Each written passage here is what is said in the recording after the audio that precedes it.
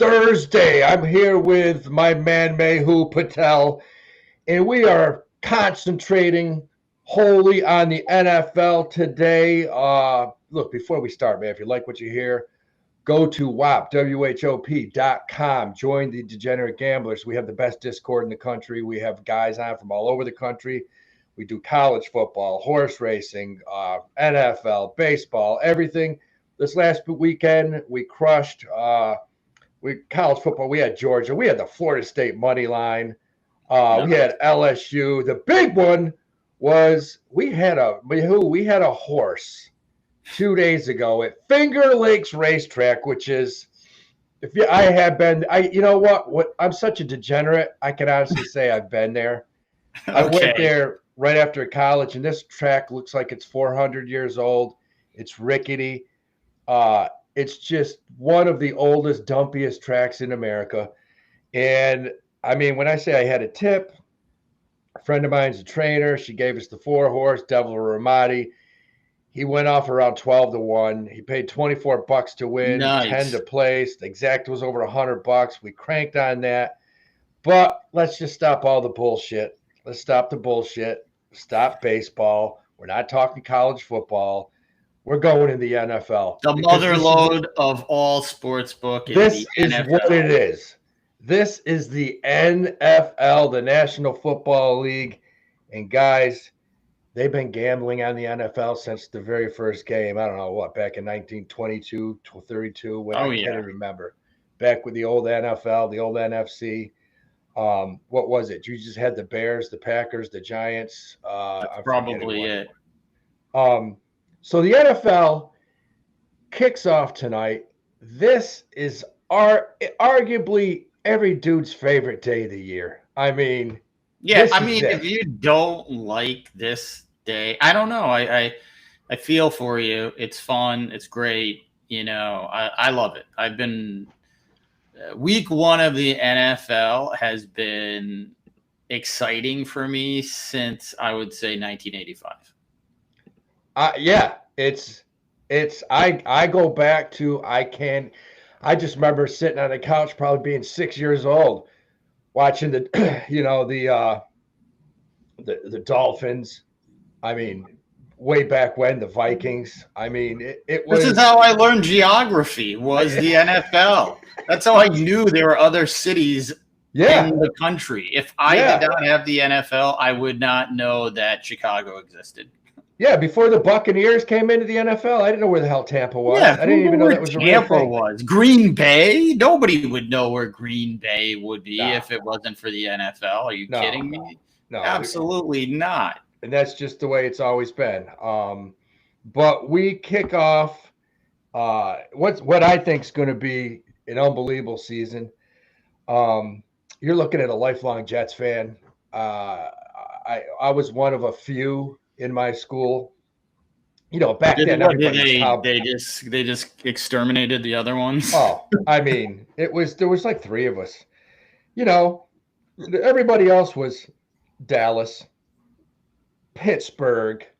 You know, you had a few Packers fans. But a lot of Cowboys fans back in the Cowboys day. is just, you know, 49ers, Joe Montana, Niners.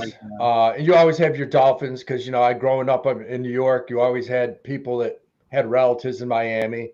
So the Dolphins were huge. Plus, they were in the Jets division. And, you know, I grew up on that. Patriots, Bills, Colts, Jets, Dolphins, just rivalries. When I say rivalries, kicking the shit out of the Jets on a weekly basis. But, you know, I've come to the crossroads, Mehul, and the deal is, I had a long talk last night about it, and I'm this close to jumping ship and being a Giants fan. And people are like, well, the Giants that's quite the conversion. It's New York to New York. That's close to a religious conversion in New York, going from a Jets to a Giants fan. It is. It is close. And you know, my buddies are like the Giants. I will say it's not as crazy as a Mets fan turning into a Yankee fan, but it's still crazy. It's still crazy. Look, the Mets have won a couple. The Giants figure it out. I just think Woody Johnson's the worst owner in the NFL. I think he's a nightmare. I think he sucks. I think he's Worse made than Jerry Jones? Jerry Jones has won a couple. He has. He You can won a say what you couple, want. but like he won a couple before cell phones and the internet. Yeah, but he did win. Woody Johnson's never won anything. I mean, he was handed the team. He's never done. He sucks. I mean, every Yeah, I decision the mean, Jets make. it's amazing that there's certain owners that just can't get it together. There's only so many Rooney families out there. Yeah, or Hollis. I Yeah. mean, certain organizations figure it out. The Giants eventually figure it out. You can actually the Giants sometimes I bet them as underdogs and they're solid. When Well, the this Jets year are, I think they're going to surprise a few people in September. I think some of those point spreads are going to be pretty favorable for the Giants. we talked on the last podcast, and you and I both agreed we felt that they could win over 5.5 games this year. Yep. So what do you think about tonight's game? So let's start off. This is a game where I'm telling you right now, and if you're listening, people, the Eagles are -8.5. Yep. That's a lot of points. A lot of points in the NFL. A lot of points. 8.5 for in the NFL. And this is an opening game. And I can tell you right now, Joe Public is all over the Eagles. This line could go to 9.5 before this kickoff. I mean, if it goes to 9.5, that's so much for the NFL. However, this is what I will say about this matchup. I go off of those PFF grades. I dissect them. I put them in my own model.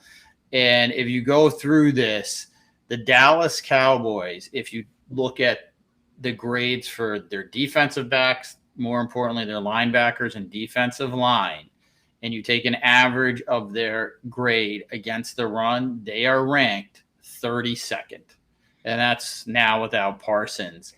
That's without Micah Parsons, which I was just going to That's the part that, this Cowboys defense cannot stop the run based on the personnel that they've got on the field right now or rostered.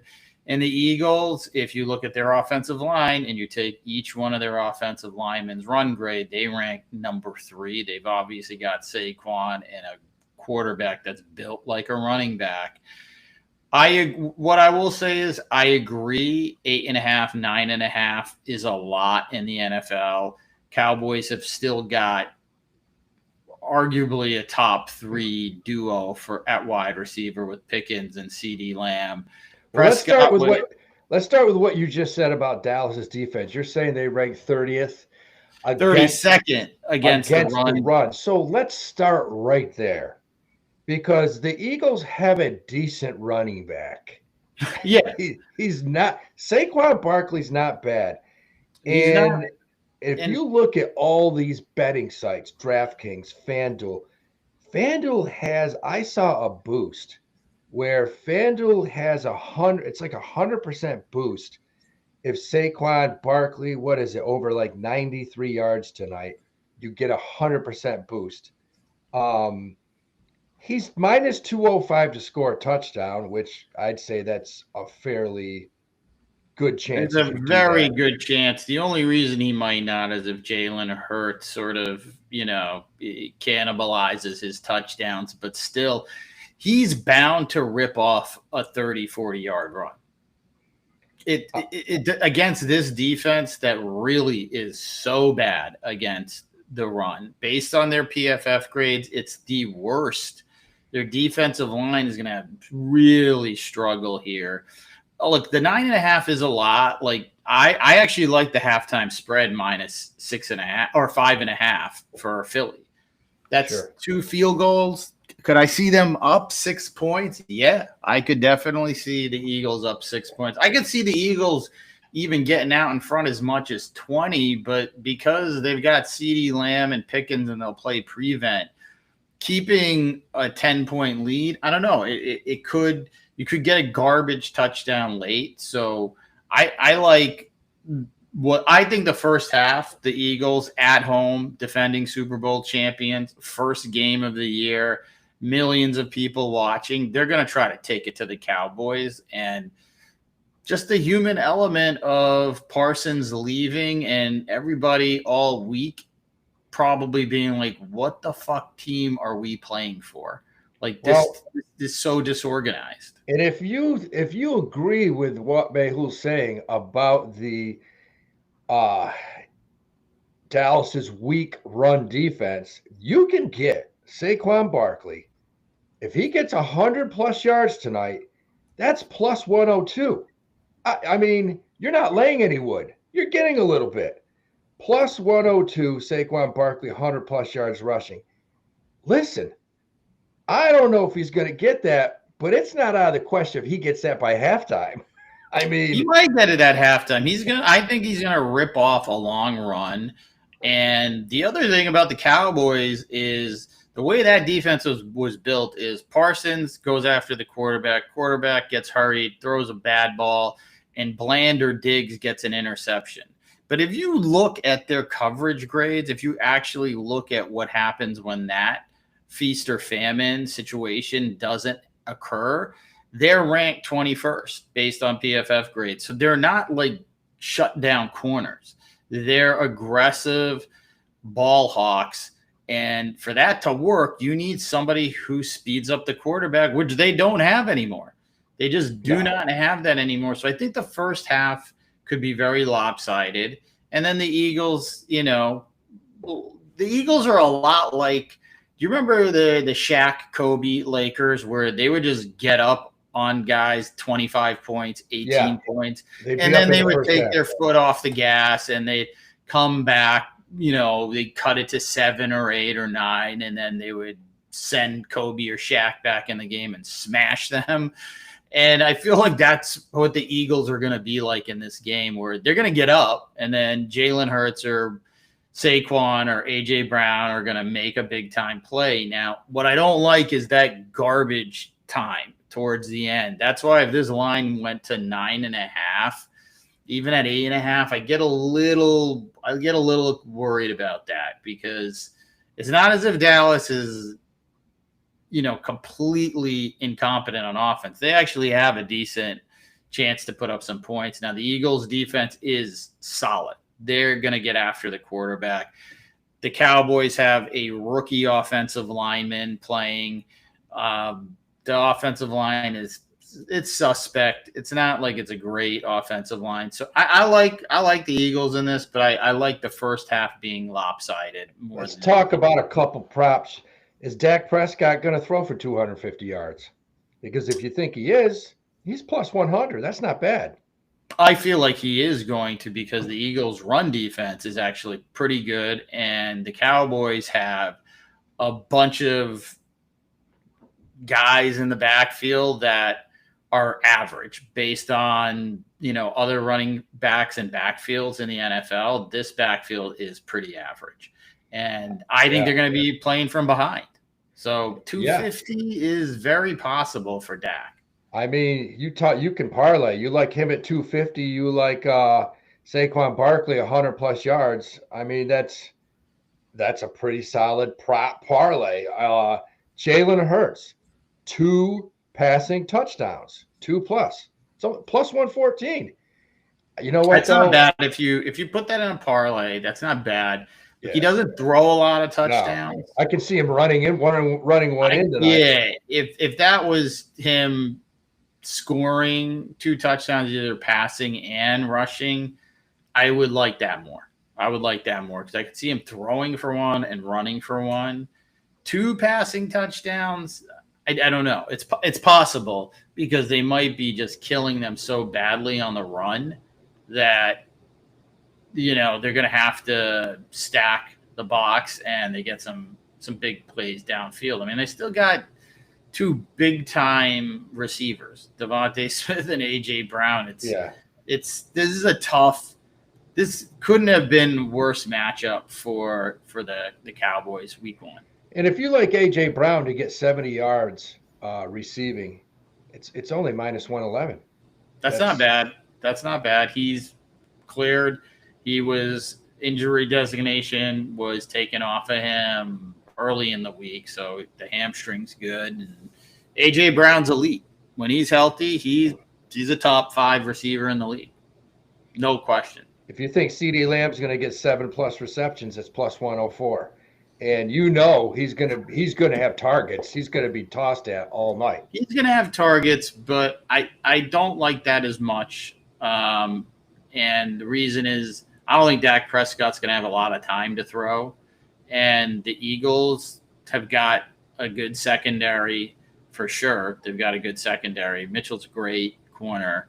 They're gonna pay a lot of attention to CeeDee Lamb because they're not going to be able to run the ball against this defensive line. So it's all going to be about CeeDee Lamb. And so I don't know if I was forced to take that, I would take the under on CeeDee Lamb. And one thing that I will be playing, I will alt spread the Eagles to -6.5, minus 164. I just think it's safe. I think they can. I like that. I like them to win by a touchdown. Let's talk about the over-under here, which I don't know. Is this a little high? 47.5? That's the over-under. 47.5. I like the under.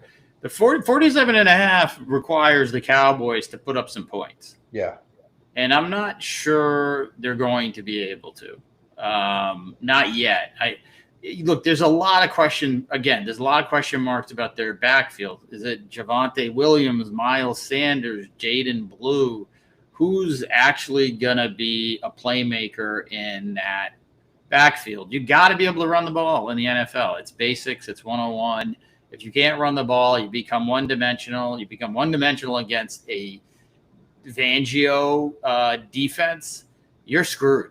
That guy is great at scheming up against any offense, but if he knows you can't run the ball, going to be pretty difficult. So I actually like the under on that because I'm just not sure what's going to happen with the Cowboys offensive line versus this defensive line. It's not a great matchup for them. I could see you have that at 47.5. I could see this final. I could see a 28-14, 28-10, 28-13, 31-10.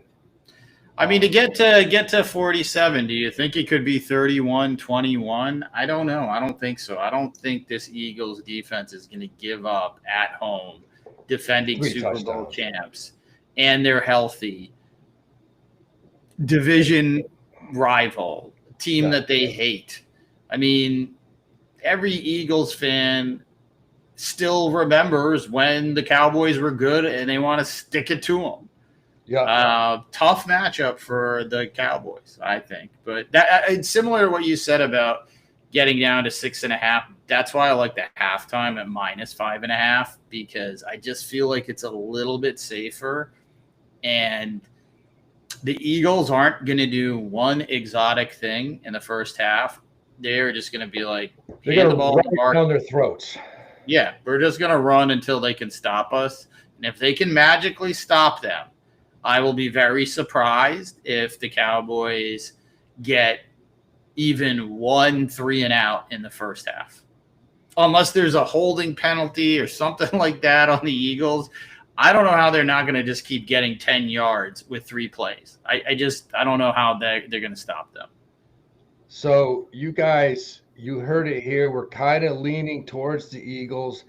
I'm personally going to alt spread. I'll probably do this, Mehul. I'll probably get the Eagles down to 6.5 and maybe get that over under up to 51.5. Yeah, I like that. I like 51.5. And, and I'll tell you right now, the alt points right now, over under, if I take the under, 51.5. And I take the Eagles -6.5. Guys, that's plus 139. Eagles -6.5, under 51.5. That's plus 139. I like that. I like that a lot. Yeah, I do like that. And if you go to FanDuel, they have a profit boost. You can get it up to plus 208. What's probably $100 minimum. But you can get that to plus 108, So that's what I'm going on with this game, Mehul. I will take the Eagles minus 6.5, under 51.5. And let's see. And I agree with you. I probably like the under is the bet of the game. I just don't see this game being high scoring. And keep in mind, look, the Eagles are going to run the ball. What does running the ball do? It shortens the game. I mean, there's that. They've also, look, and if it gets away from the Eagles and they sit Barkley, Will Shipley, the backup running back, is no joke either. This kid is actually a very good running back behind a very good offensive line against arguably the worst run defense in the league. I think he's still going to be able to move the chains too. So I think it's going to be a pretty fast game. All right. Well, that's what we want. When you're betting unders, you want a fast game. You want to see 7-0, 10-3. And there's nothing sexy about betting an under.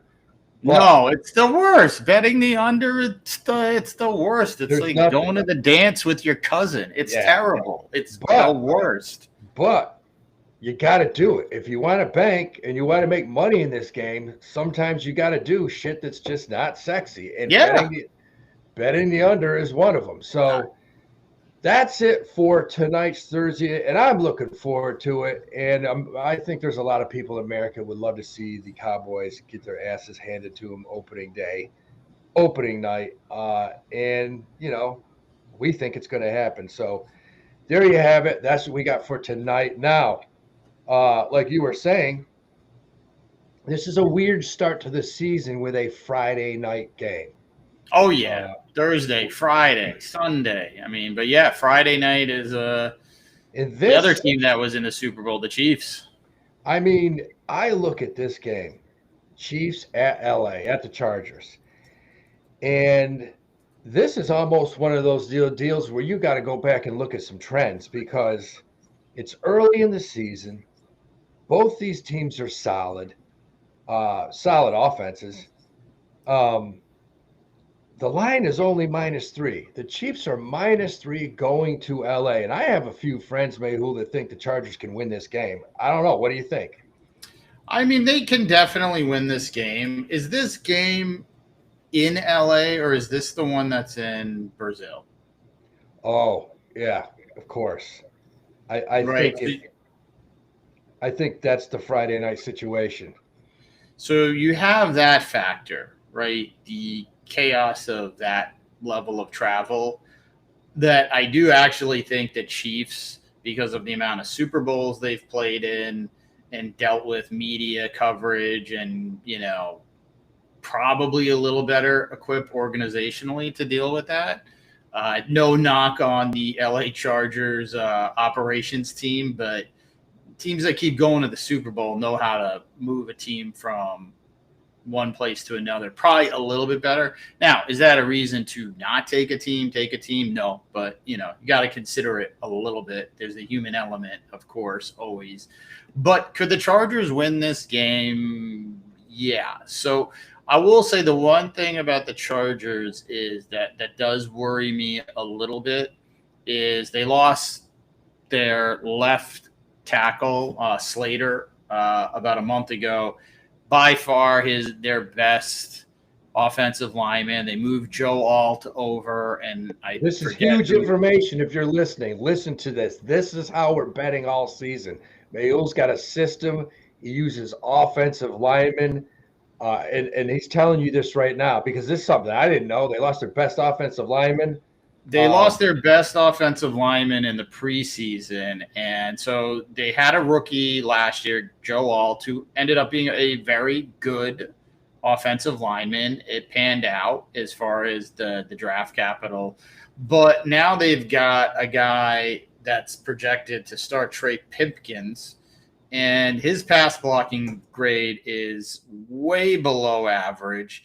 Matter of fact, 4 out of their 5 offensive linemen have a below average pass blocking grade. So that's what kind of worries me. But look, the Chargers are just going to try to pound the ball. They're going to try to run the ball. Let's stop right there. You're saying right now, San Diego, it looks like they have a few weak links on the offensive line. Well, let's talk about Kansas City's defensive front.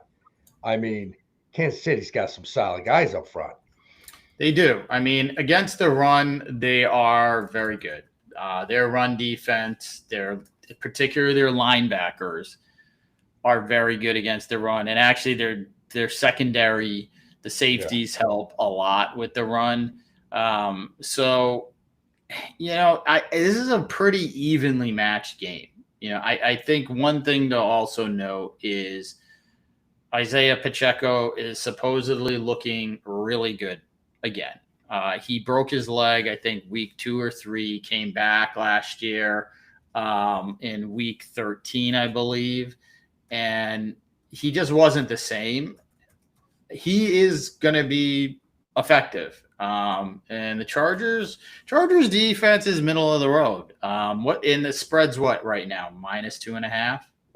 I'm looking right now. It just moved to -3. Kansas City is -3. And there's a couple interesting props right here. Justin Hebert to pass for 225 yards or more is -136. Patrick Mahomes to pass for 225 yards is -180. So, Vegas off the bat is thinking Mahomes is going to be slinging it tonight. I don't know. Look, I think like more than half the games are like 3 points or less. There are a lot of evenly matched games here in week 1. There's things to consider about the Chargers, though, right? You have that situation on the offensive line, not great. And then you are going to be most likely giving the ball to a rookie running back, Marion Hampton, who is very talented, but I have to say didn't have the best preseason, which doesn't mean much. A lot of guys don't have great preseasons, and then their talent running behind the starters is very different. They do have a very good coach. Harbaugh is not going to come in there unprepared. But they didn't add that much in the passing game other than Keenan Allen, which Herbert is used to throwing to him. But again, this is a divisional game. These guys know each other. And like I said, they didn't add that. Neither team added that much. No, the Chiefs are the Chiefs are the Chiefs. It's the same crew. And you Yeah, said it earlier. And I'm going to give you 2 props right now that are very interesting. Number 1, Isaiah Pacheco to gain 50 yards on the ground rushing. I like that. That's even money. That's -102. I definitely like that. Their run defense, their defensive line isn't great. The Chargers' defensive line is not that good. The linebackers are okay. Most of their quality guys against the run are in the secondary. Pacheco runs hard, and he has looked good. He has looked really good in the training camps. The coaches have said he looks good. The beat writers for the Chiefs have said he's looked good. I actually like that. And this is a divisional game where it's an important divisional game, first of all, in week 1. And I could see another grinded out game. I actually like Pacheco over 50 yards. How about this one? How about this parlay? I'm giving you the Kansas City offensive parlay of the year right now. Isaiah Pacheco, 40-plus yards. 40-plus yards rushing. Travis Kelce, 40-plus yards receiving. And if you like 40-plus receiving, if you like that parlay, Pacheco, 40-plus yards rushing, Kelce, 40-plus yards receiving, it's +139. If they both get that +139, that's value. Well, I'll tell you what I like. This is if they've got it on there. And because they moved Joe Alt from right tackle all the way to the left, and they put this guy in, Pimpkins, I hope I'm saying his name right, who really has terrible pass blocking grades. If there's a prop for Chris Jones or Karlaftis to get a sack, I would take that. For the Chiefs. Yeah, I would take Chris Jones or Karlaftis. I can't even say his name. But Chris Jones to get a sack, I think so, because he's going to be on that side of the ball. And he sometimes Chris Jones to record a sack -114. Yeah, see, I like that. I like that a lot because sometimes he lines up as a defensive end, and if he lines up against that left tackle or right tackle, who's pretty inexperienced, the only person who's going to help is a former Jet named Mekhi Becton at right guard, and I don't think he's going to really be able to help. He looked good on the Eagles' offensive line last year because the other four guys are studs. I've seen enough of Becton to know if he's got a guy next to him who is a below average NFL offensive lineman, he's going to struggle. So I do like Chris Jones to get a sack in this game. And it's early in the season. He's got all his energy. He's been killing it at camp, practicing hard because these veterans, as the season goes on, they take it easy in practice. Which the coaches allow that, right? That does happen. So he might come out of the gate firing, and I could see a Chris Jones sack in this game. Chris Jones to record a sack -114. It's not bad. That's not bad. That is pretty solid right there. Yeah. I mean, you can throw in, I don't know, we talked to Pacheco. If you like Pacheco to get 40-plus yards rushing and Chris Jones to record a sack, that's +167. I like it. That's good value. I like Chris that value. Jones grabs a sack, Pacheco gets 40-plus yards, bang, +167. And these guys do their job. They're not freelancers. Chris Jones goes out there. He does his job. That's why he got a big contract a couple of years ago. Pacheco just runs hard. It's just head down, run through the hole, try to run over somebody. He doesn't try to bounce it to the outside ever. He's trying to run down your throat. Yeah. So I like it. I like it, Howie. I like it. That's the one I just chalked that in. That's what I'm going for on Friday. Because, look, if you listened to us last year, that's what we did in the Super Bowl. You had Milton Williams. Yeah, you had Williams. He got two. Milton Williams made me my Super Bowl money in the first quarter. It was great. Yeah. The rest of the Super Bowl, all I cared about were the commercials and looking at my FanDuel locked in dollars. No, that's what you did. You called it. You called it last year in the Super Bowl, and I think he had that in the first quarter. Oh, they were all over them. And, the one thing is with offensive lines, it's hard to disguise it. This is just big human being versus other big human being. And if the other big human being is faster and stronger, it's going to be very difficult play after play to come up with a positive result. And I think that right side of the Chargers offensive line is going to get exposed. And it happens to have the best defensive player that the Chiefs have in Chris Jones happens to be on that side of the line of scrimmage. And so people listening, if you like what you hear, go to WHOP.com, join the Degenerate Gamblers, because we're putting all these plays out on the Discord tonight, tomorrow, Sunday, Saturday, college football.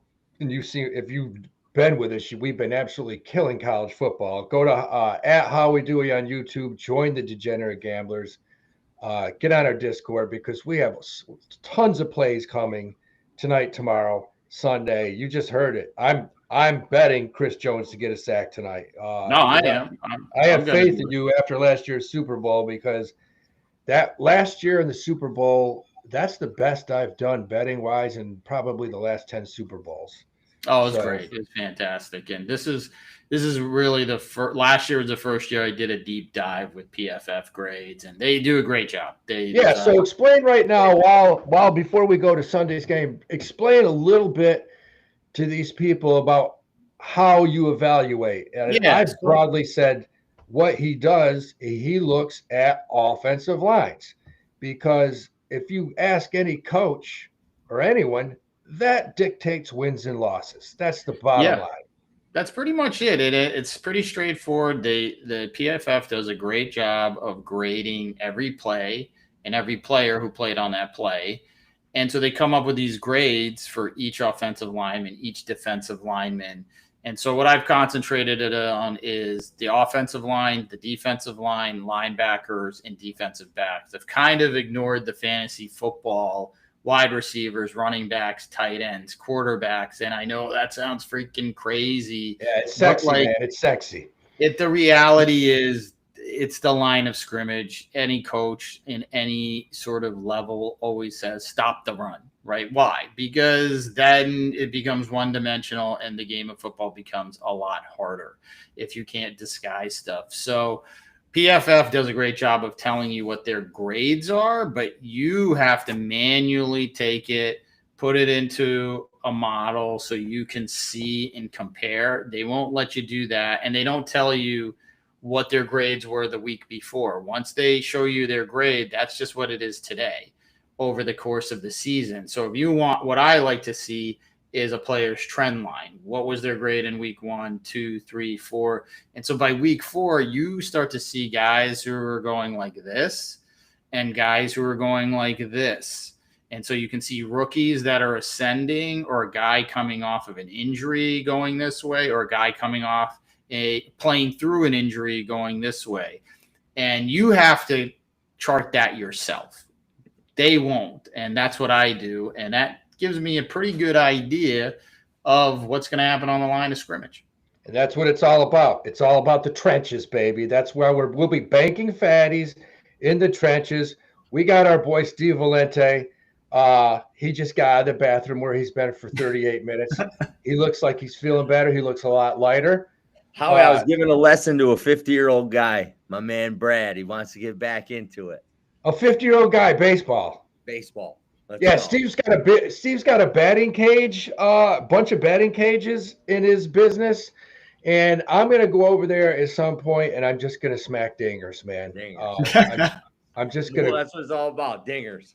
The last time I did that, I was in traction for like 5 days. My back was completely fucked. I think my man Brad might be going there right now. Dude, what 50-year-old guy goes into a baseball clinic and says, hey, man, I got to get my swing back? He's got an HVAC company that he owns with another guy. He's got 34 employees, and he's got bets with all of them that he can throw 70 and hit a 90-mile-an-hour fastball. 90-mile-an-hour fastball. Wow. He's saying he's from Phoenix originally. He's definitely had some skill, so we'll see if we can get him back there. Wow. My son threw 90 at me one time, and he threw once. Shit your pants. And it grazed my shorts, and I dropped the bat. And I said, let's get out of here before I kill you. And that was it, man. I mean, I don't know if anyone has any idea how fast 90 miles an hour is. You can hear it buzzing. You hear the ball buzzing. Literally. It sounds like a bunch of bees. Yeah. It's coming at you. But Steve, man, we're going to go over it. We got Chris Jones to record a sack to Friday night in Kansas City. You remember Mayhew last year? We banked on that Super Bowl. So real quick, Steve, you just came on. Do you got a lean tonight on anything with the Eagles in Cowboys? I don't know what you guys said. Obviously, I just think it's a lot of points. It is a lot of points. Yeah, season game. Yeah, the line's been moving like crazy though, too, Howie. So that kind of scares me. I don't know, 8.5 right now. As much as all the bullshit Dallas kind of went through with Parsons this summer, I think Jerry actually wanted all that to happen. I don't know. I think it's a lot of points. I would probably lean towards. I mean, that's what we were saying. It's a lot of points. That's why I was looking more at the halftime spread for the Eagles. Yeah, I think it could get out of hand in the first half. Yep, and then the Cowboys could inch their way back in. I altered it down to 6.5 and took the under at 51.5. I think it's plus 130. Those are two. Similarly, I'm taking Eagles minus 5.5 at halftime. And thinking, could they be up 2 field goals? I think so. But look, Cowboys can throw the ball. I think there is a mismatch here. But we were talking about that, 8.5, which could move to 9. Yeah. I mean, that's just a lot in the NFL. It got close to like 9.5. I think it. Yeah, 9.5 in the NFL means that the dog at plus 9.5 is a bottom 5 team. Like that's what it says. That you're a bottom 5, maybe bottom 3 team if you're getting 9.5 points. As bad as their defense is, I mean, they still got some guys on offense. So I agree. I don't love that many points because, anything can happen in that last frame. But I like Eagles to come out at home defending champs in the first half and have a good first half. Yeah, I think it's going to be tough for Dallas to run the ball with the backs that they really don't have. And then the defensive front for the Eagles. But, I really do think ultimately that George Pickens trade is going to bode well for the Cowboys this season to kind of go along with CeeDee Lamb, kind of giving that a 1-2 punch, kind of like what Joe Burrow has in Cincinnati. But is it going to be week 1 against the reigning Super Bowl champs? That's the tough part. Like, I think the Cowboys against a mediocre defense have superior skill position guys, but this is a tough matchup. It's a tough matchup, and division. And the bottom line is this game's in Philadelphia. They're going to be getting bottles thrown at them. So batteries. Yeah, this it's going to be very tough for the Cowboys to pull this off. Let's get into Sunday, man. Let's get into 1:00 on Sunday. Let's get into the game of the year. And I can't even say my Jets because I'm this close to becoming a Giants fan. I have to make the decision by tonight, and it's one of these lifetime decisions. I was talking to my father about it last night, and I said I'm this close to becoming a Giant fan. He's like, we don't want you, but. He's like, you've been a Jet fan since you were 3. You can't do this. And I'm like, for my mental health, tortured soul. I said I kind of want to die a Giants fan because I'm looking at the season starting.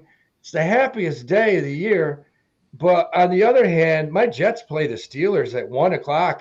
And that's going to hit me too quickly. I'm not going to be ready for that. Look, Howie, you could just look at this as that you're getting closer to another Manning, right? If the Jets really stink it up, you get potentially a generational Manning at quarterback.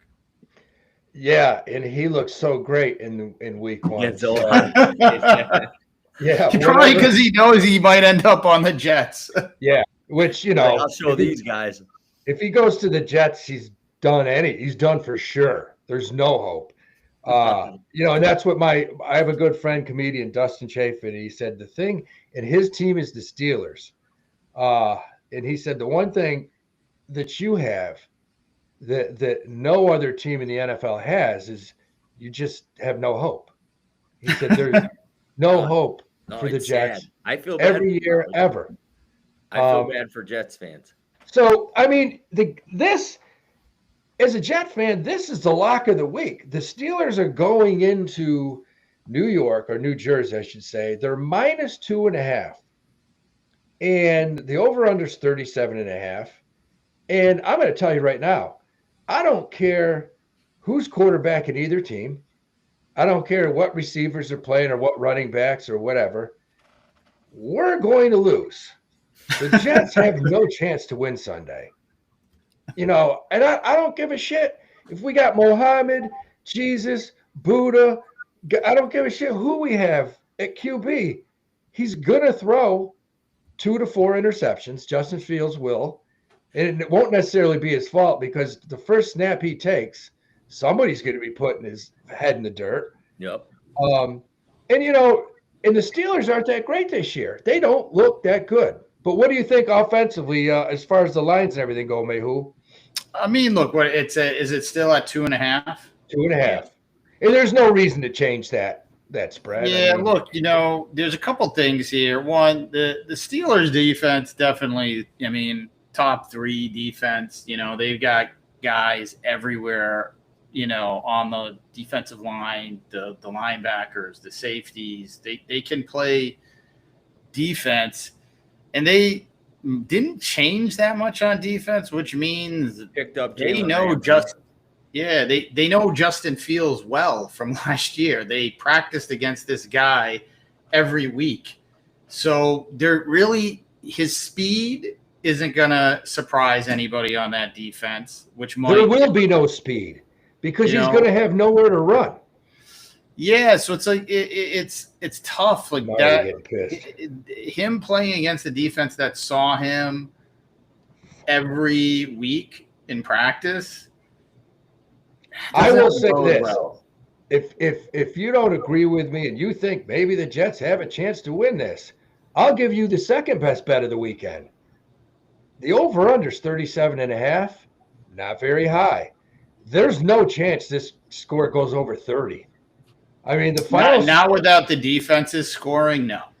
There's the Jets. No. The Jets are not going to get 2 touchdowns. No, but and look, the other side of this is the Jets defense saw Aaron Rodgers every week for an entire season. So you have 2 defenses that aren't going to go onto the field and be at all surprised what these 2 quarterbacks can do at all, right? And one of them can't do much generally in Justin Fields, and then Aaron Rodgers he's at the point of his career where he can't do that much. So you say that, but he was wearing green and white for the last 3 years. So this is true.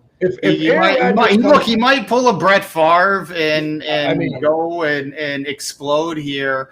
And I like the under because I just don't, I just don't think that there's going to be a lot of points in this game, man. And, the Jets' best chance of winning is just running the ball over and over and over again and hoping that works. That's just going to – Breece Hall's healthy, right? He's healthy. Braylon Allen's healthy. Mm-hmm. I'll tell you what I like. For plus 1,000, you can take the under at 21.5. Because and I'm not kidding you. I'm being dead serious here. 21.5 final. I could put 100 on that and get $1,060 back on a $100 bet because I can totally see a 14-3 game. I can see a 14-3 game. Yeah, 17-3. You still got it. It's possible. 21's low. 21 is low. All right, you want to go 24.5? That's plus 630. I like that a lot better. A little better, yeah. 24.5 plus 630 because, I don't see the Jets getting 2 touchdowns. I don't see the Steelers getting 3. I can see 17-6 maybe, 17-7. 24.5 makes sense. That's my bet. Like I said, without a defensive score or kick return, I'm not sure. I don't know how many touchdowns are going to be scored in this game. Yeah. So, guys, if you're listening, these words of wisdom coming out of me on this Jets-Steelers game, go to WHOP.com. Sign up for the Degenerate Gamblers. We'll be putting plays on the Discord all weekend. We got college football starting Friday, Saturday, NFL Sunday. It's going to be insane. Go to How We Do on YouTube. Sign up, man. Get on the Discord. And that brings us – I can't talk about this Steelers-Jets game any because I can't look at it. It's just – that's going to just ruin my weekend having to watch that debacle. At least the more exciting 1 o'clock game that I like out of all of them, I like the Raiders-Patriots game. Patriots are home -2.5. Yep. It's a good the Raiders, they've definitely made some – and I just can't wait to watch Ashton Genty. This kid was so fun to watch in college football last year. He's a generational talent at running back. If he stays healthy, if they can block a little bit for him, this kid's going to have a year. So what you guys got any leans on this game in New England on Sunday? Well, look, you got – the Raiders' defense is pretty bad. It's pretty bad. There really isn't anybody there that even Max Crosby at this point, gets neutralized regularly. Not because he's not a great talent. It's just there isn't anyone else to worry about. You don't stop anybody else. Yeah. the one thing that is a bit of an X factor is the Patriots look like they're going to start 2 rookies on the offensive line. Will Campbell, their first round pick, is supposed to be pretty good. The other guy, I think, was a 3rd round pick. So that I actually kind of lean a little with the Raiders in the points because of that. Drake May, by all accounts, has made a big jump. They're at home. Henderson looks electric against this type of defense. But the one thing the Raiders kind of do have is they do have a decent offensive line. And they got a kid that they can just keep handing the ball to and pounding and pounding and pounding.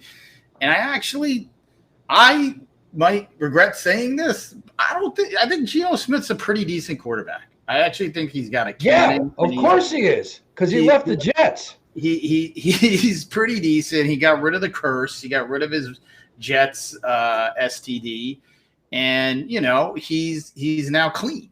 And he is a decent quarterback. But when he has a clean pocket, he's got a cannon arm. He throws ropes. He really does. And Brock Bowers is solid. Yep. But the Patriots have got, I believe, 2 rookies starting on the offensive line, and I think they have 2 rookies starting in the secondary at strong safety and free safety. I'll check that, but I think that is the case, and because of that, I would lean the Raiders. Okay, +2.5, and I mean you can alt spread that, and I'd alt spread it up to 3.5 in case they lose by a field goal. That's when I'll definitely using some parlays. Go ahead the Cardinals. Diggs is not playing, right? Is Diggs active, or is Stephon Diggs? Stephon Diggs, I don't know if he's active or not. Okay. And if he's not, then your wide receivers are, He's active on a boat, dude. He's active on a boat this afternoon doing a few lines off a few strippers' asses. That's what Stephon Diggs, baby. Butt cheeks. He knows how to bring it. They don't have a lot of weapons at wide receiver. That's what I'm looking at. No. I mean, you got the booty kid from LSU. You got Matt Collins, who's, not anybody very special. Couple tight ends that are serviceable. Drafting Trayvon Henderson probably will bode well for them throughout the season. He can catch it out of the backfield as well. But, Drake May still being, year 2 here, doesn't have a lot of weapons to go to on the offensive side of the ball. So, it does look like they're starting 2 rookies on the left side, Drake May's blind side. Mm-hmm. How well will they play? I don't know. There were 53 offensive linemen drafted last year, and only 3 of them had a PFF grade above average versus the league. So it's really hard for rookie offensive linemen to come in and do well. It's statistically incredibly high for 2 of them on the same team to do well. So they might get better as the season goes on, but I just think I would take the points in this game, and I would take the Raiders. They are coming across the country, and there's that, but I don't know if that's really a thing anymore. These guys fly private. They know how to do all this. It's not like they're struggling to get across the country and it sucks now and they got to ride a pony to the freaking stadium. Like, I don't really take that into consideration anymore, a 10 a.m. game for a West Coast team being anything. I think they know how to mitigate that. Kind of like the points, 2 first-year coaches, or not first-year coaches, but first game at the new place. Yeah, new places. I don't know. I like Genty to get the ball a lot. Inefficient game, but a lot of carries, and I think you might not get a big per carry number, but I think he's going to have a good game. I think he will. Do all right. If he stays healthy, he's a beast. Pete Carroll's got 2 good coordinators too. You got Yep. Patrick Graham is their DC, and Chip Kelly is the OC. Yeah, Chip Kelly is a great. He's going to put some packages together for those weapons. They picked up Amari Cooper later in the preseason there. So, I kind of like your lean there with the Raiders. I think it will be tough for the Patriots, and Vrabel is a good coach. hard-nosed coach, but does he have the weapons to get it done? And he's not as much an X's and O's guy. Their defensive coordinator, the Patriots, is I think DeMarcus Covington, who's off the Belichick tree, which I have to say that tree sucks. The Belichick tree, if you go back, pretty much sucks. Yeah. Without Tom Brady, it was, Yeah, it's the tree that Brady planted. Yeah, and it made a lot of guys a lot of money, so good for them. Rotten apple tree. When I see the Belichick tree, that's a burnt bush. All right, we move on to the one game that interests the hell out of me, the 1 o'clock game, and I love it because you have the two jungle cats playing each other. You got the Panthers, Carolina going down to Jacksonville, and this game excites me because, in my opinion, if Trevor Lawrence does not come out looking good this year, I think he's in trouble. And this is a guy that I got to know a little bit. I did a Ritz commercial crackers with him 2 years ago. And the biggest lock I've ever had in my NFL betting years was the fact that this guy on set had COVID. He was sick. And he's running around throwing the football to Trevor, hugging him, high-fiving him. And I'm like, dude, you're not supposed to be here. You got like 100-degree temperature. He's like, I can't miss the commercial. This was Wednesday. They played the Niners on Sunday. And the very next day on the commercial, I talked to his security guy.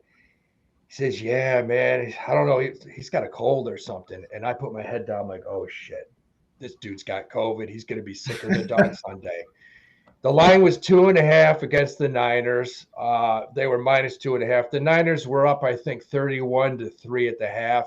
And Trevor was throwing up in his helmet on the sidelines. And, I remember calling back home and being like, dude, bet everything you can on the Niners. This guy's in trouble. But he's back at it Sunday, 1 o'clock. Look, this is the best Jaguars on paper. This is the best team they've had probably in the franchise history. So what do you – Mehul, I know you were talking the other day about how they solidified their defense, their O-line's looking better. This is their best pass-blocking offensive line that Trevor Lawrence has played behind, for sure. And I think, they had Ridley, they've had Christian Kirk, but Brian Thomas is a legit stud. This guy could be a top 5 guy. He has that ability. He's awesome. He really is a great, and he's one of those guys that was in college. I don't watch that much college, but I was like, oh, how come this guy Brian Thomas didn't get more noise? But there's just some guys, once they get to the NFL, it's like their talent is even – you really see it when it's in the right system, right space. But I think that's the best receiver he's ever played with. And now they got the best pass blocking that he's had. I don't know. Are we all in agreement here? The over-under is 46.5. The Jaguars are minus 3.5. I think team total, I think the Jaguars are going to put up some numbers. Well, I think the Panthers are too. There's a good storm brewing here, right? Because the Panthers' defense is not good. So we're thinking over. We're thinking over here, possibly. Yeah, the Panthers' defense does give up points. Derek Brown is back, but I don't know how healthy he is, and they're going to give up points. I don't see the Jaguars not scoring over 20 points against this defense. At home, I don't see it. Yeah, I will probably play some props. I'll take the Jaguars team total. I'll probably get this over-under down to 42.5 and play the over. And I think the Jags win this game at home. I think they win. And what's the Brian Thomas prop? Let me look right here. As far as Brian Thomas alt receptions, 6+ receptions, he's minus 108 to get 6+ receptions. Where is the – all I think they're going to be slinging the rock. They brought Liam Cohen in for a reason, to work with Trevor Lawrence, to get him back to where they thought he was going to be. You got Tank Bigsby and you got Trevor Etienne in the backfield, but Etienne catches a lot of balls out of that backfield. So maybe even take a look, and you got Travis Hunter. I don't know. I'm actually really intrigued to see what they're going to do on both sides of the ball. But he's another guy that can take a little bit of pressure off of Brian Thomas, which they didn't really have last year, like Mahol mentioned Christian Kirk. Yeah, but I really do think that Travis Hunter is an elite talent. I just hope they use him properly. And Steve just said it. ETN does catch passes. I mean, the over-under on ETN receiving yards is 13.5. That's interesting. Get that on one play. Yeah. Travis Hunter over-under receiving yards 47.5, and Brian Thomas 76.5. So Vegas is telling us that Trevor's going to be slinging it. Mm-hmm. Yeah, and look, Jaguars defensive coordinator, heavy blitz guy. Panthers have got, they'll be throwing the ball, but, with this kid McMillan, you guys know college better than me, but you're blitzing and you got a big kid like that to throw the ball up to. Mm-hmm. You're going to get some one-on-ones, and it seems like a guy who's that size is going to be able to take advantage of some one-on-one jump balls. So I like the over. I do like the over. I think the Panthers aren't going to just get stuffed. What do you think, Steve? Yeah, I would definitely lean towards the Jaguars in this game. Team totals, take a look at all of them. I mean, Trevor Lawrence right now is plus 105 to go for 250 plus passing yards, which I really kind of think is a gettable number, especially with the amount of times they're going to probably throw the ball. So I would definitely lay the points at home with the Jags in this one. And guys, if you're watching, go to WHOP.com, join the Degenerate Gamblers Discord. We're going to have all the games on the Discord. We're not going to give them all to you today. Go to @HowWeDoIt on YouTube, sign up. One last 1:00 game, and I got to mention it because I know Steve's got a lead on this game. You got the Giants at Washington. Giants are plus 5.5. Steve, is my new team going to win this game? Well, let me tell you, the New York Football Giants always play the Washington. I'm not calling them their name now, the Redskins. Okay, I will refer to them as the Redskins on this podcast. If we have a problem with it, I apologize, but I can't. They always play them tough. They should have beat them last year. I think in Washington, Graham Gano goes down. Opening kickoff, can't kick the rest of the game. They wind up losing that game by a couple points. I'm not going to sit here and jump up and down and tell you that I think the Giants are going to be a playoff team because with their schedule, we're probably not even going to get close. But I do think they're an improved team from last year. Can they win over 5.5 games this year? I think so. I think they can win 5. I do too. I think 6 games. I think so. I think they're better than people will. Look, Russell Wilson played all right last year, right? And he didn't play in an offense that was that dynamic. They didn't have anybody close to Malik Neighbors' talent level at all, like not even close. No. To having a difference maker who can just touch the ball and go the distance on a 2-yard pass. Like he's that outrageously good. So, and he was fine. The Steelers won games and they were ugly games, but they won those games. Granted, better defense, but Giants defense is that defensive line when Carter is on the defensive line, when he's lining up on the line of scrimmage, it's formidable. Like the secondary, they're going to give up some plays, but like they're going to hit the quarterback. They're going to speed up the quarterback. That is going to happen.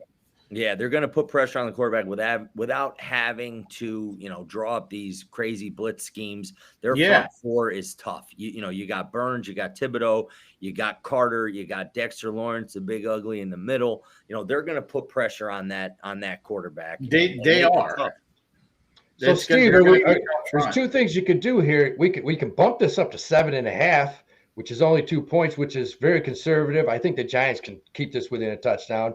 Mm-hmm. Or are we going to grab our nuts here and take the Giants plus 220 money line and just, My boy Hove told me last night on Cover City, he goes, take the money line. They're going to win. I don't know that that's going to happen. I do think Washington, Yeah, that's spoken like a true Jets fan right there. We're going to win. The Giants are going to win. We're going all the way. Yeah. Washington is legit, right? Yeah. You bring in Deebo Samuel to add to that receiving core with Jaden Daniels year 2.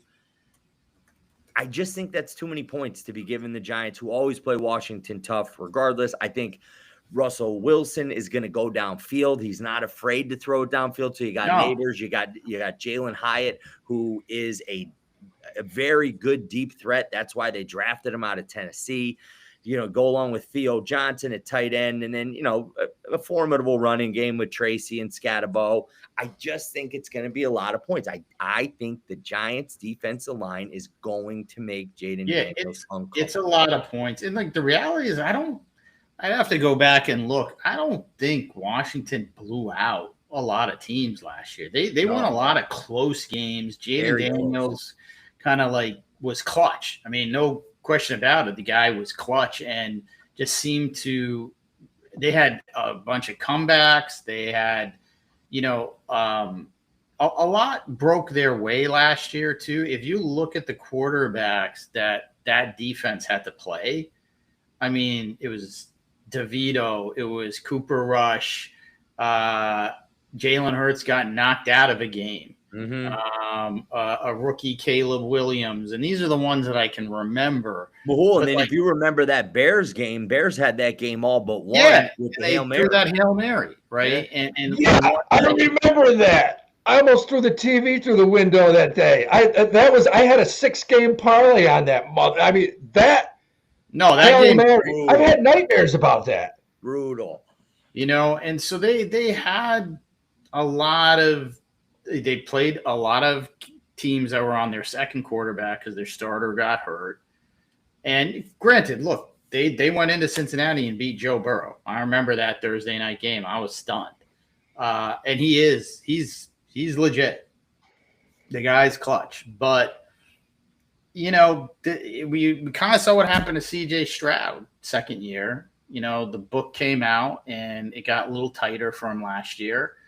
And it'll get a little tighter for Jaden Daniels this year too. It's just what happens in the NFL. People adjust, and 5.5 points seems like it's last year's spread and not this year's spread. And I like the 5.5. I wouldn't take them to win, but I think that they could cover that. And what we want, if we bet the Giants at 5.5 or even 7.5, we want the Giants to score first.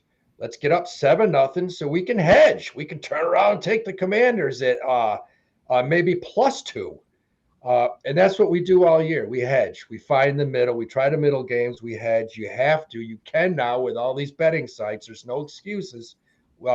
Mayhew live bets more than anybody I know because you have to make money. That's just what it is. It's all about arbitration. And that's what we do here. Any other 1 o'clock games that you guys have heavy leans on? Because I'm looking and I don't. Go ahead. I got a heavy lean on Arizona versus New Orleans. I like the Cardinals in that game. Is it because you like the Cardinals or because the Saints could have the worst team in the history of the NFL? It's a little bit of both. That Cardinals defense is much improved. It's a lot better defense. That defensive line, I think they added I think Dalvin Tomlinson was the guy I like that they added. And they brought back the guy that I think is going to retire every year, Calais Campbell, but never does. I'm just like, how is this guy still in the league? He's like 52. He's our age. But he was really effective last year. And this is a pretty big mismatch. If there was a spread that should be 8.5, I kind of think it's this game because, again, 8.5 to me represents you're one of the bottom 3 teams. Well, it's actually down to 6.5. Yeah. No, I'm saying if it was 2.5, like the Eagles, this one would make more sense because me 8.5, 9. You're bottom 3, bottom 4 in the NFL, and the Saints are like that. All they have going for them really is they have an offensive line that can run block, but like this might be the worst defensive line in all of football for the Saints. And, if you're betting on James Conner for a season, I'd say be careful because the guy gets hurt a lot. But for one game, him going in healthy with a backup, Trey Benson, I think this team is going to they're going to jump on them and they're just going to hand the ball off to their running backs. I like the spread on this. I like the money line on this, but I also am considering whatever the prop is for James Conner. And if there is one for Trey Benson, I think he's actually going to get the ball in this game because it's probably going to get away from them early. And he might get 7-8 rushes. It's possible. But I like Conner to go over. And 6.5, I like a lot. I might tease that with another game and bring it down a little bit. But it's a big mismatch. I mean, it's hard to overstate how bad the Saints defensive line is. It's really bad. It's really bad. All right, so I think we're all in agreement on that game. Take the Cardinals. Yeah, no, I definitely agree with that one. I think Kyler Murray's going to go also when he does throw the ball, he's going to go early and often to Marvin Harrison Jr. I'm expecting a big year out of him. I got a 1 o'clock for you, Howie. What you got? Help me understand this. You two are much more intelligent than I, right? Not really. Why are the Dolphins getting points against the Colts? Daniel Jones is the fucking starting quarterback. I'm sorry. Man, excuse my you're French. about the I had to be 10th tortured by that guy for the last 5 years of my life. He is atrocious. He is horrible. Horrible. And you're going to give me a Miami team who usually does come out of the gates pretty strong. Guy with Tyreek Hill, who's trying to still prove he's an elite wide receiver in this league. Tua is healthy until he's not. And you got Jaden Waddle there. I don't know. Give me points with the Dolphins. I'm taking it all day. I mean, yeah, I was surprised too. When Tua is playing quarterback, McDaniel I think is 20-11, and a few of those losses include games he was knocked out of. So take 3 of those out because I think he got knocked out pretty early in those games. Yeah. He's 20-8, which is a pretty good win percent. I don't get it. Daniel Jones beat out Anthony Richardson for the start. Like, you basically beat out somebody who really didn't play the position much. And at all. Well, if you watch Daniel Jones the last 5 years, it's tough to say that there's been a worse quarterback that has played more snaps. He's awful. I mean, he's just not. He's not accurate. Can't read a defense. And he's reckless with his own body. Like the guy takes hits where I'm like, I will say he is tough. He takes some big hits in the open field. He doesn't slide. If he does that again, like I'm just like, he's somebody who could be knocked out of any game because he has to run. He has to take off because he can't throw. He's too slow to react to what's happening. And I don't know, like the Colts have a bunch of receivers that are great athletes, talented. Josh Downs and Pittman are good. Yeah. But so do the Dolphins. They got Waddle and Hill and, Achen is healthy. Ollie Gordon, their rookie, had a great camp and preseason. They're bringing old man Darren Waller back. Yeah. But you got to remember something about the Dolphins, too. If all it's going to take is somebody on the Colts to run by and just blow in Tua's ear, and he'll be out for the game. Yeah, I mean, look, you got to just flick him in the side of the helmet, and he's concussed. He's another one. What are you doing? Just get down as quick as you can. I know. I mean, I don't get it. Eli Manning was the best at never getting hit. Yeah. Never getting hit. And he takes vicious hits. I mean, if he finishes the game, I don't know. I mean, the Dolphins got the their whole offense is big play oriented. The Colts defense is okay. Mm-hmm. I mean, but it's not shut down on turf. I don't know if Tyreek Hill is healthy on turf in a dome. I don't know. I just feel like I agree with Steve. I don't know how they're not the favorite here. I can't get it. I can't fiscally responsibly bet a team with Daniel Jones taking snaps. Just can't do it. Not as the favorite. I No. mean, not as the favorite. Points. I would have thought if you asked me about that line, I would have said first, opening week, anything could happen. I would have thought the Dolphins would have been -4.5. At least 2.5. Yeah, at least 2.5. So we go to 4:00 games on Sunday. I know Mehul's going to talk about one right off the bat. Go ahead. I know which one you're leaning towards right now, Mehul. Oh, really? Well, I'll tell you, I like the 4:00. Let me see. I like Denver, for sure. That's a big line, 8.5. But they're what Mehul talked about multiple times already. The bottom feeder teams with the Titans are that team. They are that team. 3. Yeah, they're a bottom 3. All they have going for them is they've got a defensive line that can stop the run. But Bo Nix showed me the second half of the season. He actually is a pretty accurate quarterback. And Sean Payton, gets another full camp with him. This in Denver,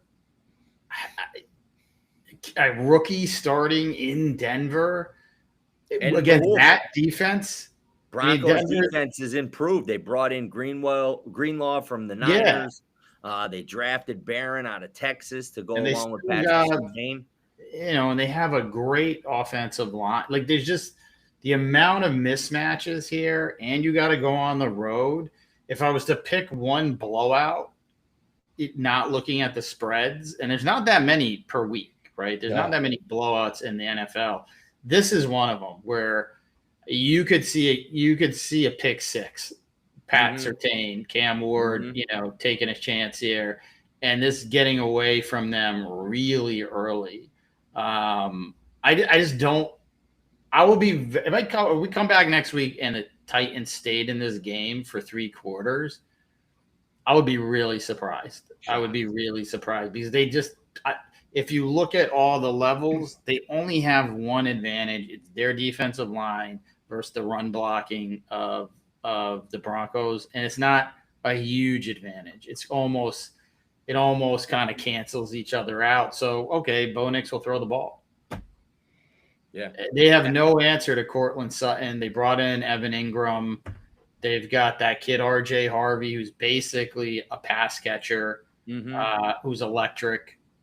And, defenses are usually gassed early in the season, and you got to play in the thin air. Yeah. Nope. I don't know. There's just a lot working against the Titans. I'm with you. I'm all over Denver. I mean, it's just a tough place to play, and it's something weird with Denver. I don't know. That some of the biggest parlays I've ever hit, I've always had Denver as my final leg. It's just what it is. I sprinkled a little future on Denver with the Super Bowl. I mean, I know it's the gauntlet of the AFC, but it was plus 2,200. A little bit return on your money. But I know which game you're talking about. It's the Rams. Yeah, Texans. That's the one I've been waiting for you to talk about because that's the Rams. Texans. I like if Matt Stafford's healthy, I like the Rams every week. Every single week, I will hit the Rams. If Matt Stafford is healthy, not on the injury report beyond questionable, and if he practices twice a week, I'm taking the Rams because they are, in my strong belief, after the Eagles, the most complete team in the NFL. And there's not many holes. They're -3. And I would tell everybody out there, don't mess with it. Take the money line, -156. Lay the juice. Take the money line. Yeah, I would take it at home. It's just smart betting, in my opinion. It is because, look, they've got Will Anderson and Hunter, so they can come after the quarterback. Let's just say he gets knocked out of the game. You still got Jimmy G, and you still got McVay, and you still got 3 running backs that are almost clones of each other for the Rams. You still got Jared Verse. You still got real all-pro talent at the wide receiver positions. I still think they could come. They would eke out a win. Maybe it's a 1-point win, 2-point win. Maybe they win by a field goal. So I like the money line a lot. But like the Rams, similar to Steve liking the Broncos as sort of a sleeper pick for the Super Bowl. Man, I like the Rams. They're 2,200 as well. And it was another team I had circled, the Rams. And so, Steve, on the last episode, as a football junkie, you'll appreciate this. 8 teams in the history of the Super Bowl era have been plus 2,000 or more going into week 1 and then went on to win the Super Bowl. It was Montana's first one against the Bengals. Both Eli Manning Giants were over 2,000. The Eagles, the year with Nick Foles and Carson Wentz. Yep. Brady's first one, that's 5. The Ravens, killer defense, that was 6. And who were the other? Rams, greatest show on turf versus the Titans. And I'm trying to recall, the Saints when they beat the Packers were, and I think that a lot of that had to do with Katrina, honestly, because that team was pretty loaded. But I think their odds went up because they weren't really playing in New Orleans. So it's happened. It's happened 8 times. Yeah, absolutely. And, you have elements here that I like for Denver as well, so I like the Rams. If they stay healthy and all these things work out, this is a team I'm going to keep taking. Texans are good, but one of the worst offensive lines in football. And Jared Verse is going to hit CJ Stroud. And they have no running game. I mean, you guys follow college football. Is Woody Marks was he awesome in college? Is this guy gonna be an amazing pro? Because that's who's gonna be starting basically on Sunday. Yeah, Nick Chubb, they're gonna bring him out in a wheelchair. But like Woody Marks, I don't know college. You tell me. Is this kid a stud? Nick Chubb was one of the best running backs I've ever seen. Of course, he's broken his leg 68 times in the NFL. I still think he squats 800 pounds. He's a beast. Woody Marks. Ultimately, I don't think it matters who's running the ball for the Texans. They bring out, bring out whoever you want. Bring Adrian Peterson back in his prime. Yeah. I think that the Rams are a far superior team. I agree with Mold. They are deep at most to all positions, and they're gonna beat them up with that Kyron Williams. You got Blake Corum. And this kid Hunter that they were raving about during camp. And the other thing is, I was looking back, the last time Devontae Adams, I think, played alongside another receiver who had more than 850 yards was Jordy Nelson. And I guess Garrett Wilson last year for like 6 games. I throw that one out the window. Yeah. He's now lined up with Puka. You can't double both of them. No. You can't. And Stafford is such a good quarterback. It's like if you show a lean one way or the other, your only way of affecting him is you got to hit him. Yeah. And granted, they've got the ability to do that, but they can't do it every single play. Like they've got great pass protectors in their running backs. I mean, they don't draft guys that can't pass protect. And so I don't know. I like this game a lot. I like what you said, Money, Howie on the money line. Yeah, 156 on the money line. Take the Rams. I mean, I just and Texans are going to be starting 2 rookie wide receivers too. I mean, it's Jaden Higgins and Jalen Noel, and then Christian Kirk. And I mean, I don't know. I mean, Nico Collins is a freak, but I don't know. It's easy to scheme up defenses when you only got to worry about one guy, really. Right. So that's that's 4 o'clock games, and we're giving you right now this is a game we like to bet. We think you can make money on the Rams Texans game, taking the Rams. If you like what you hear, go to WHOP.com. Join the Degenerate Gamblers. We have the best Discord in the country. We have guys from all over the place giving ideas, props. It's just an awesome Discord. Go to How We Do It at YouTube and just join. Join the Degenerate Gamblers Discord. Now, that's a game we like as far as making money, the Rams Texans. I'm going to give you a game at 8 o'clock that I don't like as far as betting, and that's the Ravens at the Bills. I have no idea who could. These teams are loaded. You're looking at two of the best teams in the AFC. The Bills are plus 1.5 at home. I really don't know why. These are two good teams. Do you guys have a lean on this game? Because I certainly don't. I mean, if I were to do a tease, this is what I would do. I would tease Detroit to 8.5, and I would tease Baltimore to 7.5. I like those. I think the Green Bay Lions game will be close. Given the Lions 8.5 seems pretty healthy, and given the Ravens 7.5 in a game that'll be close. I get the feeling that Sunday night game is going to come down to whoever's got the ball last. But yeah, straight up, Josh Allen and Lamar Jackson can kind of take any. You can put them on any team, really. Yeah, except for the Jets. That line yesterday moved. It was Bills minus 1.5. By last night at 10 o'clock, it was Bills plus 1.5. So what shifted it? What changed drastically that moved that line that much? I couldn't believe it. You got some big bets coming in the Ravens right now. I can't bet against the Bills at home on a Sunday night. I would actually. If I had to take something, I would take the Ravens. And the reason I say this is I think the Bills defense is not good. Okay.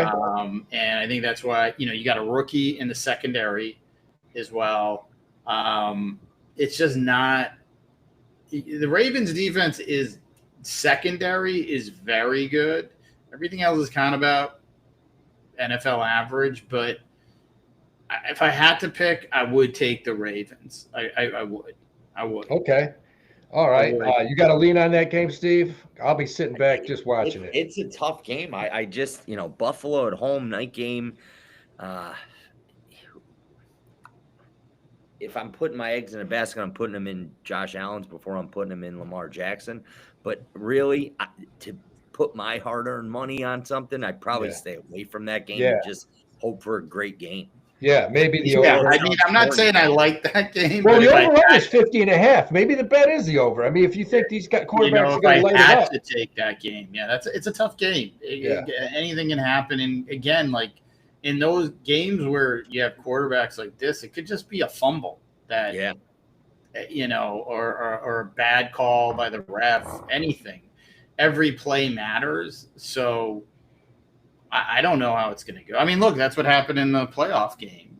Mark Andrews had a fumble and a drop pass, and that was the ball game. So, we'll be watching that game. We'll be putting live bets in on the Discord. Go to WHOP.com. Join the Discord, man. It's $24.99 a month. Are you kidding me? Monday Night Football. Vikings, Bears. Huge rivalry. We're at Soldier Field. Bears are at home. I'm going to say it right now. I don't care what's going on with either team. I've been betting the home dog Monday night my whole life, and it's worked for me. You got the Bears at home Monday night plus 1.5. I'll be laying a little change. I may get it up to 3.5, but I think the Bears can beat the Vikings at home Monday night. What do you guys think? It's tough. I mean, I have no feel for JJ McCarthy. What's he going to do? But what I will say is I can't remember a rookie quarterback going into a better situation. This offensive line is loaded. I mean, when I say loaded, it is loaded. They're good at blocking for the run and pass. You have arguably the best receiver in the league. You've got two running backs in Jones and Mason. TJ Hawkinson is back. They brought in Adam Thielen. It's a tough one. It's really tough. I don't know. I don't know if J.J. McCarthy's good or not. And you kind of know what you're getting with Caleb Williams. I don't know. It's if again I would lean towards taking the home dog because What do you think, Steve? It's a tough one. I don't believe in JJ McCarthy, but like Mahul said, he has weapons. He has an offensive line. Maybe we lean on the under in this game, 43.5. Yeah. I think they're going to be probably run heavy. I think Ben Johnson's probably not going to really open the playbook wide open week one for the Bears. So maybe this is a grinded out game. It might get close to 40, but if I'm going on a bet here, I'll throw a little money on the under. Yeah, I don't think you're right, Steve. I don't think either of these coaches is going to want to get aggressive with these guys. Their whole thing is to build their confidence, and asking either of them to come out and throw 37, 38 passes is probably not the way to do it. The Bears offensive line, they brought in Tooney from KC. They brought in another, I think they drafted another guy. So like they're improved on the offensive line as well. They might just hand the ball off to DeAndre Swift, a lot of short passes to DJ Moore and Swift and Loveland. And maybe they'll take some shots with a Dunze. Yeah. But I don't think they're going to want to stretch these guys and have them do anything more than manage the game. So you want it to be 3rd and 2, 3rd and 3. Yeah. You run into 3rd and long situations and this game could get ugly. But that's what Harbaugh did with McCarthy at Michigan too. It was, it was Blake Corum. It was, they weren't, he wasn't going out there and winning Michigan games. They were playing with, within their structured offense. And I think that's what Kevin O'Connell will do with McCarthy here week 1. Yeah, exactly. So guys, there you have it. That's the NFL. This is what these guys do. These guys, who's the man when it comes to the NFL. I will be going into college football tomorrow. Steve, hopefully you can jump on because we got a loaded slate with college football. And if you've been with us the last 2 weeks, we have been crushing. I think we're up like 15, maybe 17 units already. We had Florida State in the money line last week. We had Georgia, had LSU. I love some games this week, and I love a couple underdogs. Georgia Tech got us a big payday. Yeah. Huge payday. So look, go to WAP.com, join us, join the Degenerate Gamblers, get on our Discord, join for football season, and we go right into hoops. And that's it. We'll be doing this stuff all year. You're going to get knowledge. We're going to go over games every single week, what we did right, what we did wrong. And the bottom line is let's make our bank accounts grow. All right, guys. Peace. Have a weekend.